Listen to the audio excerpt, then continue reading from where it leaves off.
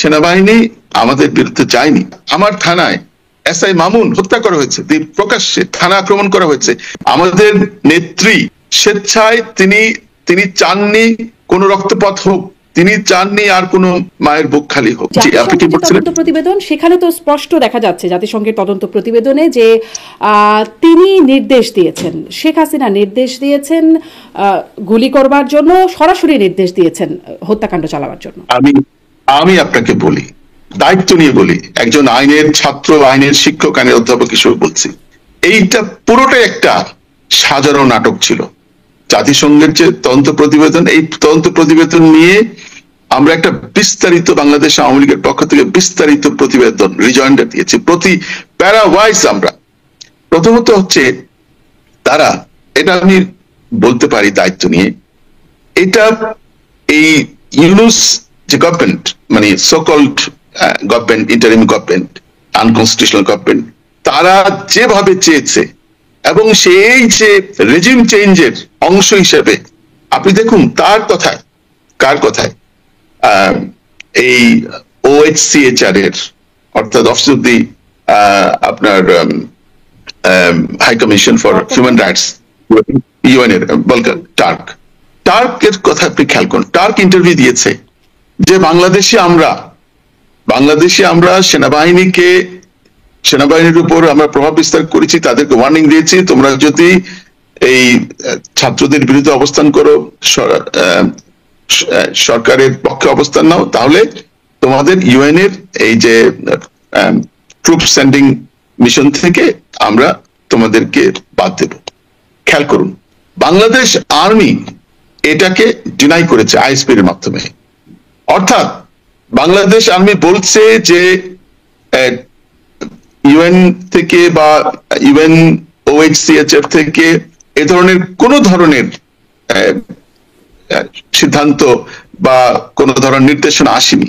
এবং তাদের চিঠিতে আইএসপির যে বক্তব্য, সেখানে কিন্তু বোঝা যায় যে তাদের সে এখতিয়ারও নাই, OHCHR এর কোনো এখতিয়ার নাই, ইউএন এর কোনো এখতিয়ার নাই। পৃথিবীর বাংলাদেশ একটি স্বাধীন সার্বভৌম রাষ্ট্র, তার সেনাবাহিনী কিভাবে চলবে, তার সরকার কিভাবে চলবে, ইউএন চার্টার আছে, ইন্টারন্যাশনাল ল আছে, বিভিন্ন কনভেনশন আছে, তার দেশের সংবিধান আছে। কোন একটি স্বাধীন দেশের সেনাবাহিনীকে এরকম ইউএন এর কোন বডি, সাবঅর্ডিনেট বডি নির্দেশনা দিতে পারে না, তুমি তোমার সরকারের বাইরে গিয়ে অবস্থান নাও। পক্ষ ত্যাগ করলো যেই দেশপ্রেমিক সেনাবাহিনী, মানে সরকারের অধীনে কাজ করছিল বা সরকারের নির্দেশনা মতো কাজ করছিল, তারপরে কি হলো? সেনাবাহিনী, আপনি কথাটা খেয়াল করেননি, আমাদের নেত্রী স্বেচ্ছায় তিনি চাননি কোন রক্তপাত হোক, তিনি চাননি আর কোন মায়ের বুক খালি হোক। তাহলে কি স্বরাষ্ট্রমন্ত্রী অসত্য বলছেন? তিনি বলছেন ইসলামী উগ্রবাদ এবং সেনাবাহিনীর যৌথ অভ্যুত্থান। না, শুনেন, আমি আপনাকে একটা কথা বলি, আমাদের স্বরাষ্ট্রমন্ত্রী যে কথা বলেছেন, তিনি তার কথা বলেছেন, হ্যাঁ, সেটা আমাকে আপনি জিজ্ঞেস না করলে ভালো। তার কাছে কোনো ব্যাখ্যা আছে। আওয়ামী লীগের প্রেসিডিয়াম সদস্য আব্দুর রহমান তিনি বলছেন, তিনি একটা অনুষ্ঠানে বলেছিলেন যে সাপে কেটেছে আওয়ামী লীগকে, সে সাপেই বিষ নামাবে, এবং তাকে বারবার প্রশ্ন করে আমি বুঝতে পারলাম যে তিনি সেনাবাহিনীকে মিন করছিলেন। আমি আপনাকে বলি একটা কথা, বিষয়টা হচ্ছে সেনাবাহিনী ওই সময় যে কাজটা করেছিল, সেনাবাহিনী সার্বিকভাবে পরিস্থিতি সামাল দেওয়ার চেষ্টা করেছিল, কথাটা আপনি খেয়াল করুন। সেখানে হয়তো কেউ আমার বিশ্বাস সেনাবাহিনীকে ব্ল্যাকমেলিং করেছে। আপনি যদি সেনাপ্রধানের প্রথম বক্তব্য দেখেন, তিনি কিন্তু বলেছিলেন যে সকলকে সংযত থাকার জন্য, এবং রাজনৈতিক দলের নেতৃবৃন্দ কিন্তু তাকে কমিটমেন্ট দিয়ে গেছিল যে তারা এই দেশের সকল মানুষের জানমালের নিরাপত্তার বিষয়টা দেখবে। তারা সেখান থেকে বেরিয়েই আমি মনে করি বিএনপি, জামাত এবং অন্যান্যরা যারা উগ্র দলগুলো, তারা কিন্তু সারা দেশে একসাথে 460টি থানায় হামলা হয়েছিল। তো এইটা সেনাবাহিনী, আমার ধারণা, এটা আমি দায়িত্ব নিয়ে বলছি, এটা আমার দায়িত্ব, এটা আমি বাস্তবতা, সেনাবাহিনী কি করেছিল সেটা আমি কাউকে ডিফেন্ড করছি না। সেনাবাহিনীকে তারা ব্ল্যাকমেলিং করেছিল, সেনাবাহিনী নিশ্চয়ই চায়নি এই ধরনের অরাজকতা হবে। সেনাবাহিনীকে কি বলে ব্ল্যাকমেল করা যায়, কি করে ব্ল্যাকমেল করা যায়? নো, আপনি আমার কথাটা বুঝতে পারেন। ওই সময়ে রাজনৈতিক দলের নেতৃবৃন্দগুলো, আজকে যারা সেনাবাহিনীর বিরুদ্ধে বড় বড় কথা বলেন, তারা কোথায় গিয়েছিলেন? 5 তারিখে সেনানিবাসে তো গিয়েছিলেন। বিএনপি, জামাত এবং অন্যান্য দলগুলো, এবং সেখানে বিশ্ববিদ্যালয়ের শিক্ষকরাও গিয়েছিল, তাদের সেনাবাহিনীকে বলে আসছিল যে আমরা, রাজনৈতিক দলগুলোকে সেনাবাহিনী বলেছিল যে সকলের নিরাপত্তা দেখার জন্য। হ্যাঁ, সেখানে তিনি ডক্টর আসিফ নজরুলের কথা বলেছেন যে তিনি একজন শিক্ষক, সবাই তাকে সম্মান করে, তিনিও দেখবেন। আমি যেটা বলছি ওইটাই, অর্থাৎ রাজনৈতিক দলগুলো যে ধরনের একটা গণহত্যা করবে সেটা সেনাবাহিনী নিশ্চয়ই জানতো না, তা নাহলে সেনাবাহিনী তো অ্যালাউ করতো না কাউকে, তাহলে তো সেনাবাহিনী অন্য ব্যবস্থা নিত। মানে গণহত্যা করবে মানে কি, আগে করেছে না পরে করবে, কোনটার কথা বলছেন?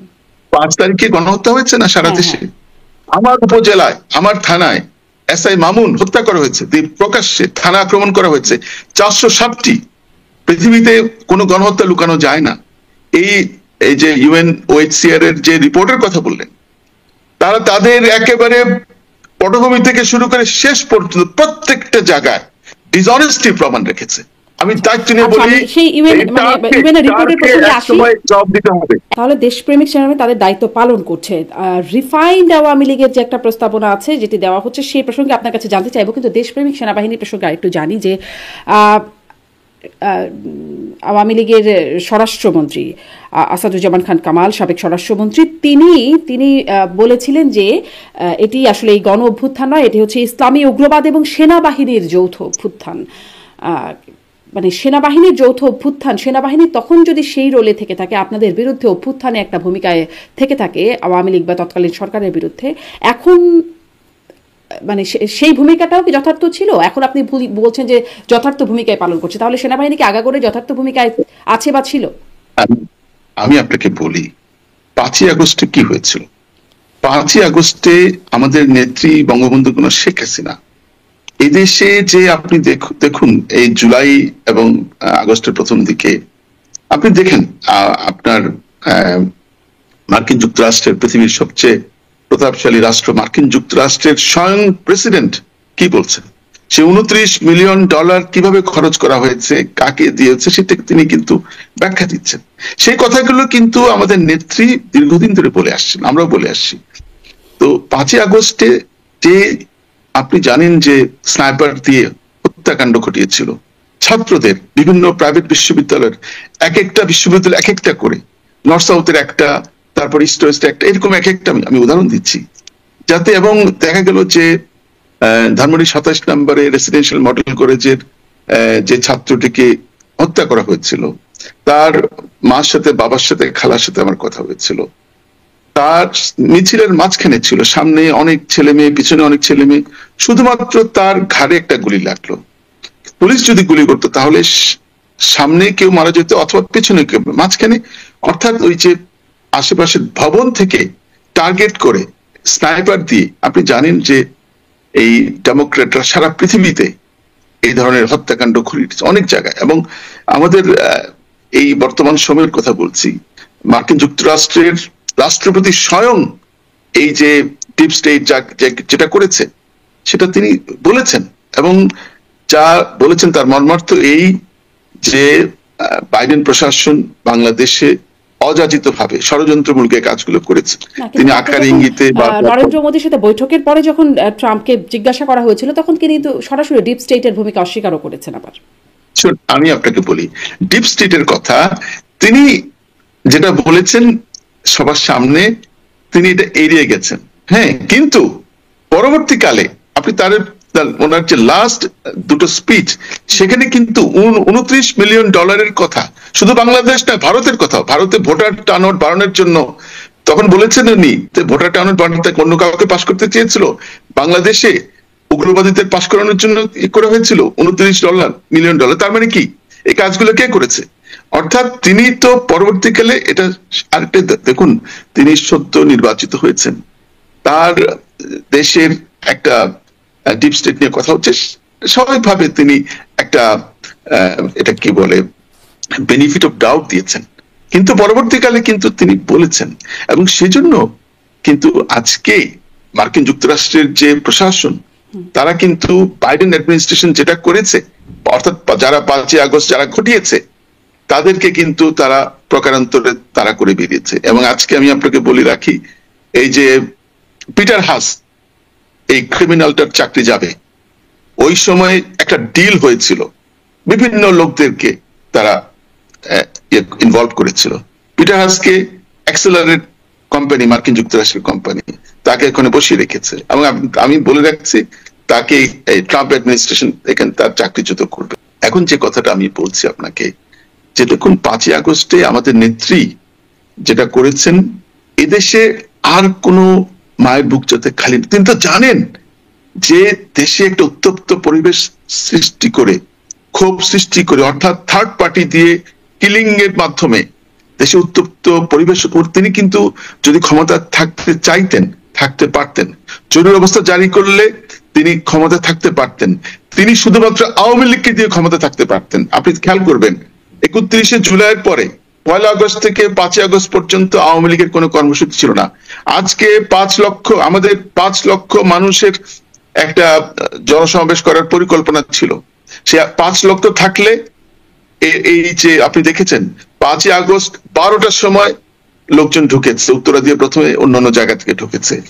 তিনি দেশের মানুষের জীবনের নিরাপত্তার কথা চিন্তা করে কোন ইনোসেন্ট ছেলে মেয়ে যাতে হত্যাকাণ্ডের শিকার না হয়, তিনি স্বেচ্ছায় ক্ষমতা ছাড়েননি বলে তিনি নিরাপদ জায়গায়, আমি আপনাকে বলি তিনি নিরাপদ জায়গায় গেছেন, নিরাপদ জায়গায়। তিনি কিন্তু ক্ষমতা ছাড়েননি, পদত্যাগ করেন।